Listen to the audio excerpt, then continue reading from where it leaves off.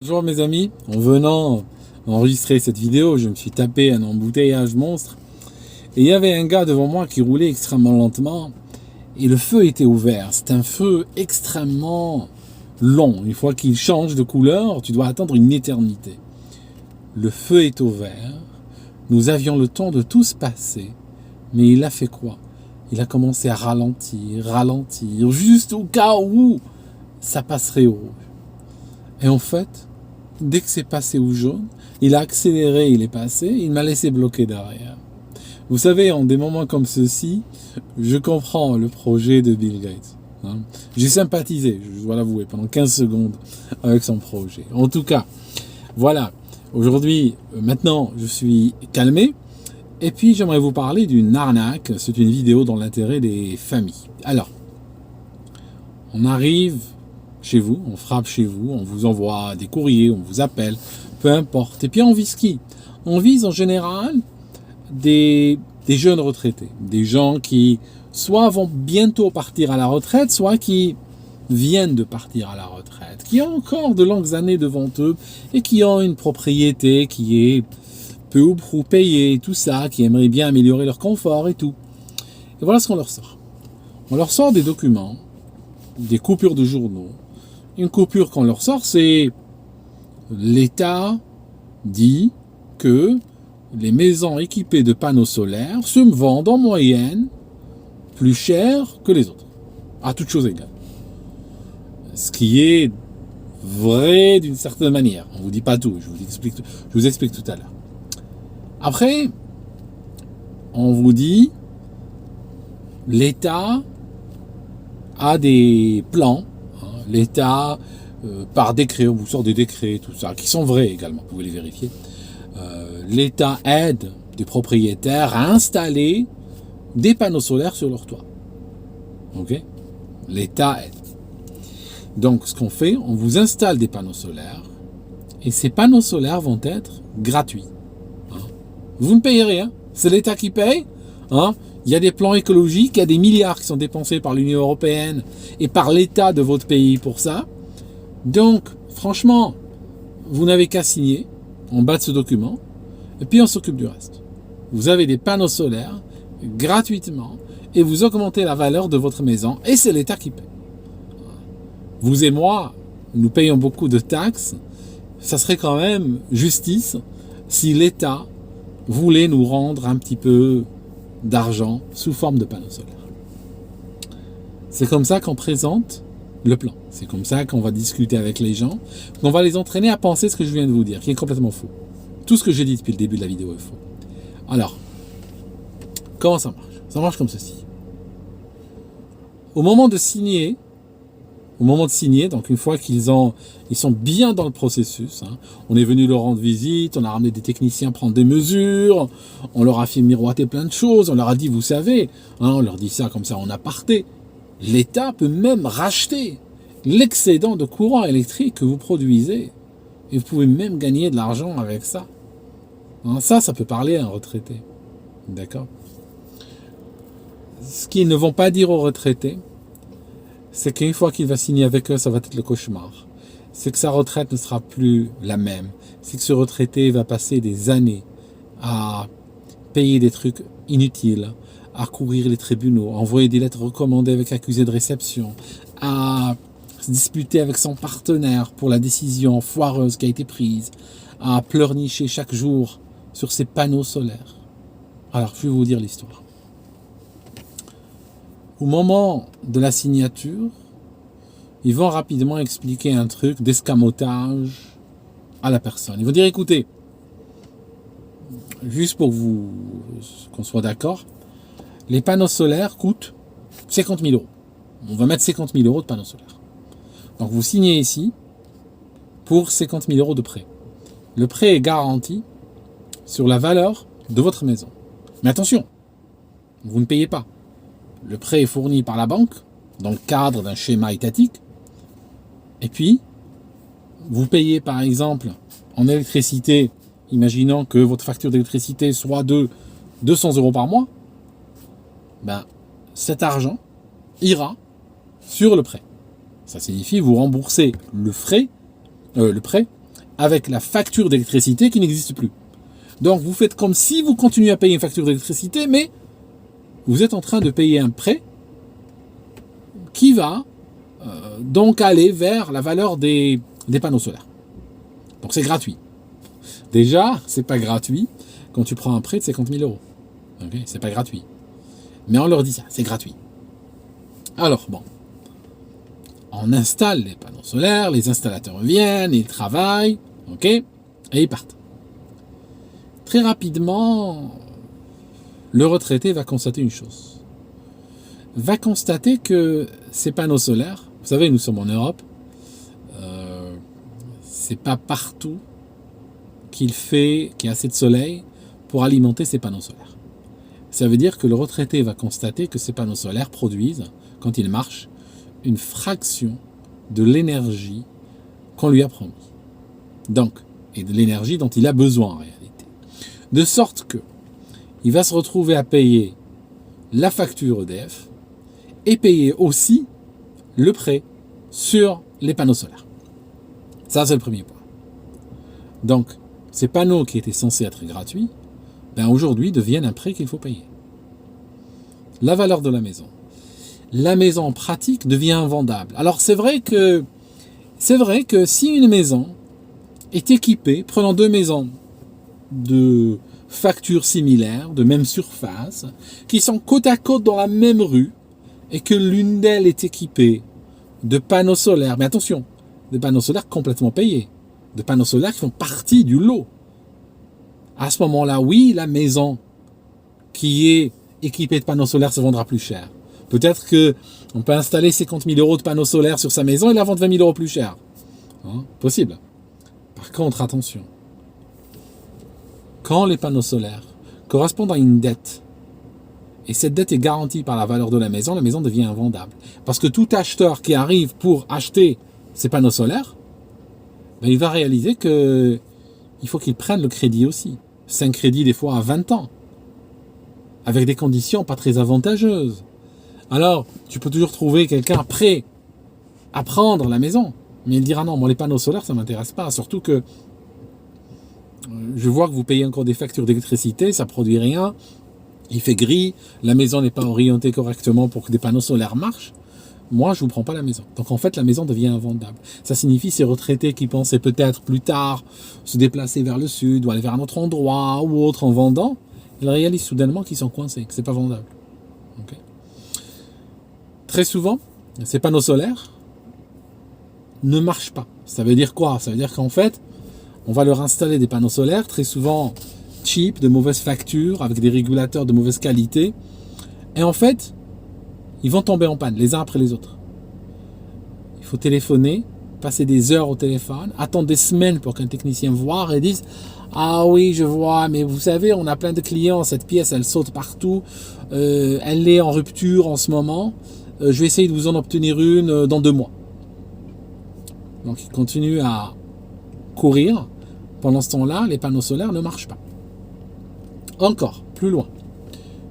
Des fois, il arrive que l'installation soit faite façon boucherie et il y a de l'eau qui passe à travers le toit. Quand il pleut, les gens commencent à voir que on dirait qu'il y a des problèmes là. Il faut faire quoi? Il faut réparer le toit. Pour réparer le toit, il faut enlever les panneaux solaires. Donc il faut payer pour les enlever et après payer pour les remettre. Alors il arrive très souvent que des gens les aient enlevés pour réparer le toit et qu'après ils se disent mais pourquoi je vais les remettre? Ils ne marchent même pas. Pourquoi je les payerai encore pour les remettre? Donc les panneaux solaires sont à la cave et la personne est en train de payer pendant encore 18 ans pour financer ces panneaux solaires qui sont à la cave. Okay. Donc, pour vous dire, vous avez compris le schéma de l'arnaque. Souvent même, ces entreprises qui ont fait l'installation sont des entreprises fusibles, sont des entreprises qui sont faites pour sauter. Ça veut dire quoi? Ça veut dire qu'elles débarquent dans une ville ou dans une région, elles vont signer plein de contrats. Après, pour échapper donc à leurs obligations face à ces contrats, parce que ces contrats prévoient une maintenance, le client s'y dit « Oui, mais si un panneau solaire tombe en panne, oui, ne vous inquiétez pas, si un panneau tombe en panne, on vous envoie quelqu'un, tout de suite, il le remplace. » C'est écrit dans le contrat, regardez. Mais ce qu'on ne lui dit pas, c'est que la compagnie en question, elle va disparaître. Elle va travailler pendant 12 mois, 18 mois. Une fois qu'elle a écumé une région, qu'est-ce qu'elle fait? Elle fait faillite, elle ferme. Et puis les mêmes vont ouvrir une autre. Au Royaume-Uni, il y a des gens qui ont été condamnés à 6-7 ans de prison pour ça. Mais ils continuent. Il y en a plein qui continuent à travailler comme ceci. Ce que je cherche à dire, les panneaux solaires, c'est une technologie extraordinaire. Mais si on veut, le problème qu'on a aujourd'hui, c'est que dès qu'il y a une technologie qui fait son apparition, quel que soit le domaine, dès qu'une technologie commence un petit peu à montrer le bout de son nez, ils font quoi? Il fait quoi l'État? Ils cherchent à la forcer. D'accord? Donc elle devient la base d'arnaque. Elle devient un achat obligatoire. C'est comme par exemple, ici, ils vont interdire, au Royaume-Uni, ils veulent interdire les voitures à essence et les voitures diesel d'ici 2030. Donc toutes les voitures à combustible, ils veulent les interdire d'ici 9 ans, d'ici 8 ans et demi. Ils veulent les interdire. Pourquoi? Pour forcer la voiture électrique. Alors, si vous regardez les voitures, il a fallu, je ne sais pas combien de millions de personnes meurent sur les routes, combien de milliards sont investis pour qu'on arrive aujourd'hui à des voitures décentes. Des voitures qui sont silencieuses, qui sont très peu polluantes, qui consomment très peu, qui sont très confortables, qui sont très sûres, qui ont tous les gadgets qu'on veut. Une fois qu'on a atteint ce degré de développement, on fait quoi? On les jette à la poubelle. Et on dit non, maintenant, on va les arrêter, la voiture électrique deviendra obligatoire. Alors qu'on n'a même pas assez d'électricité pour alimenter les voitures électriques si les gens devaient acheter des voitures électriques. C'est quoi ça? Vers où on va? Qu'est-ce que ça vous dit? Si on dézoome un peu et on regarde sur le plan conceptuel, c'est tout simplement l'industrie, et ça c'est toutes les industries, qu'elle soit l'industrie automobile, pharmacologique, l'industrie de l'énergie, tout le monde. Tout le monde veut, par le truchement de l'État, un État de plus en plus présent, un État de plus en plus porté sur la régulation, sur l'interdit, sur l'obligation, sur la taxation confiscatoire, sur la taxation comportementale. Qu'est-ce qu'on fait? On veut forcer des technologies et créer une obsolescence obligatoire d'autres technologies qui marchaient bien. Vous comprenez? C'est ça l'idée. C'est tout simplement ça. En fait. Il y a l'obsolescence programmée. Tu achètes un four micro-ondes, dedans il y a une obsolescence programmée. Personne n'a jamais rien fait contre. On te parle beaucoup de déchets, on te parle beaucoup d'écologie et tout ça. Hein? Mais l'écologie se résume à taxer le sac en plastique que tu achètes. Okay? Alors que on a des objets qui coûtent extrêmement cher écologiquement parlant à fabriquer, alors qu'il y a une obsolescence programmée dedans qui fait qu'ils sont programmés pour aller à la poubelle. Et ça, c'est pas illégal, ça c'est pas interdit, d'accord? Après, qu'est-ce qu'on fait? On le fait au niveau de tout en fait. On fait au niveau de la technologie. On a une technologie qui apparaît, qui n'est pas prête.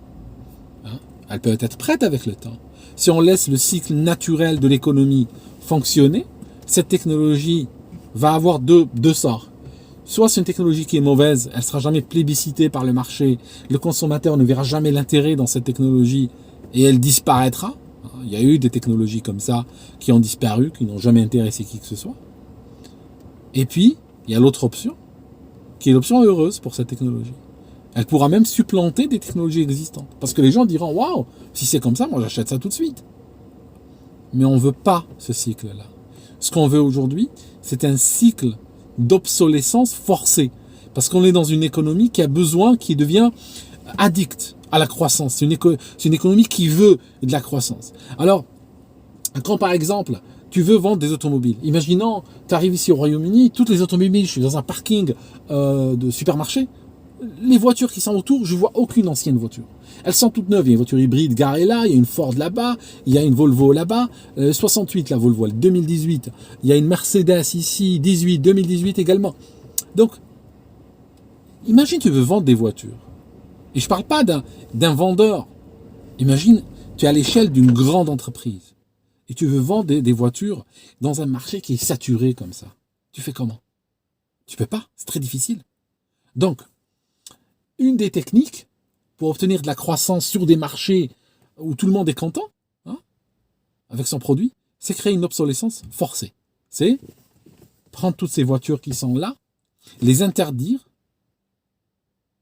puis par des régulations, comme on a fait par exemple une époque, donc encourager, interdire, hein. On l'a fait par exemple avec les voitures diesel. Une époque, on encourageait le diesel, et puis après immédiatement, une fois que les gens ont tout acheté le diesel, on a interdit le diesel, on lui a interdit d'aller dans certaines villes, on l'a taxé et tout ça pour aller dans l'autre sens, pour forcer les gens à quitter le diesel et à racheter de l'essence. Donc en fait, ces allers-retours qu'on fait à l'économie, qui sont de manière forcée et artificielle, bien sûr, ils l'ont fait avec des millions de voitures diesel et tout ça, mais aujourd'hui, ils veulent le faire avec tout. Ça signifie que on prend toutes les voitures, on les interdit, et on force la voiture électrique.